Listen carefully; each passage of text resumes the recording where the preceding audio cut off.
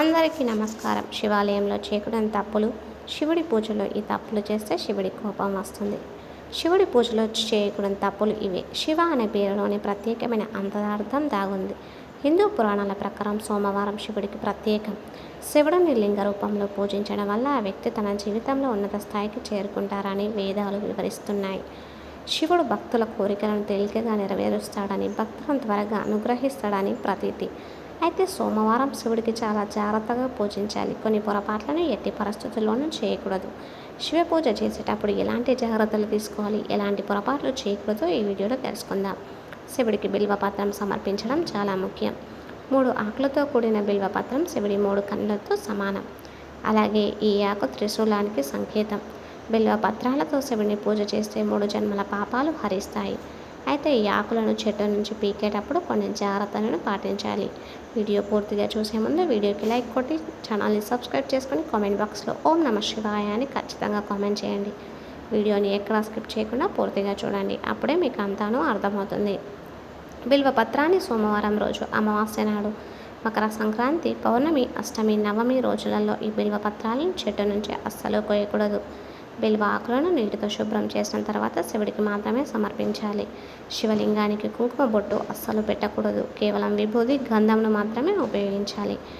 శివుడి చాలా శ్రద్ధ భక్తులతో ధ్యానం చేస్తుంటాడు. ఆయనకు కుంకుమ సమర్పించడం వల్ల ఎరుపు రంగులో ఉండే కుంకుమ శరీరంలో చల్లదనాన్ని కలిగించడానికి బదులుగా వేడిని పుట్టిస్తుంది. అందుకే కుంకుమ బదులుగా చల్లదనాన్ని ఇచ్చే గంధంను ఉపయోగించాలి.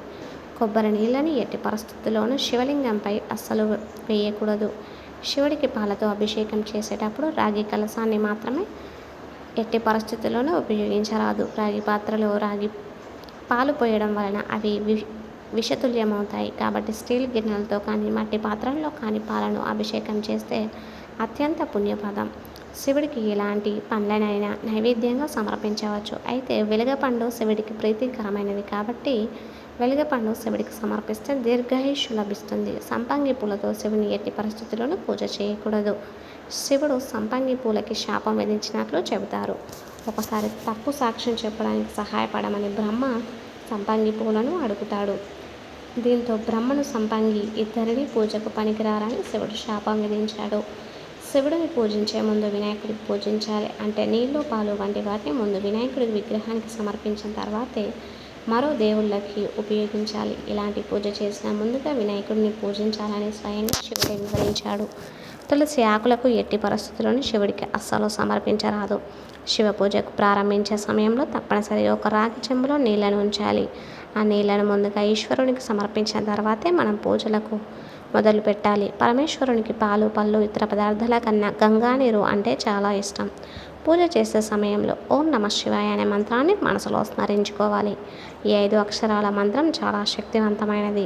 ఇలా పూజ చేసి శివుని అనుగ్రహం పొందండి. ఒకవేళ మీ ఇంట్లో శివలింగం పెట్టుకుంటే జలధార కంపల్సరీగా ఉండేటట్లు చూసుకోండి. అంటే లింగంపై నీటి కుండ కంపల్సరీగా ఏర్పాటు చేసుకోవాలి. జలధార లేకుండా ఇంట్లో శివలింగం పెట్టుకుంటే మీ ఇంట్లోకి నెగిటివ్ ఎనర్జీ ఎక్కువగా అట్రాక్ట్ అయ్యే అవకాశం అయితే ఉంటుంది. పూజా సమయంలో శివలింగంపై పాలు, పెరుగు, తేనె ఇలా పంచామృతాలతో తర్వాత అభిషేకించిన తర్వాత మళ్ళీ నీళ్ళతో ఖచ్చితంగా అభిషేకం అనేది చేసుకోవాలి. అలా చేస్తేనే సంపూర్ణ అభిషేక ఫలితం మీకు దక్కుతుంది. శివుడికి ప్రసన్నం చేసుకోవడానికి, ఆయన అనుగ్రహాన్ని మీరు పొందడానికి సోమవారం రోజు ఉపవాసం ఉండడం అత్యంత శ్రేయస్కరం. విభూది పరమేశ్వరునికి అత్యంత ప్రీతిపాత్రమైనది. ఈ విభూతిని ధరించిన వారికి ఆ పరమేశ్వరుడు అనుక్షణం కాపాడుతూ ఉంటాడు.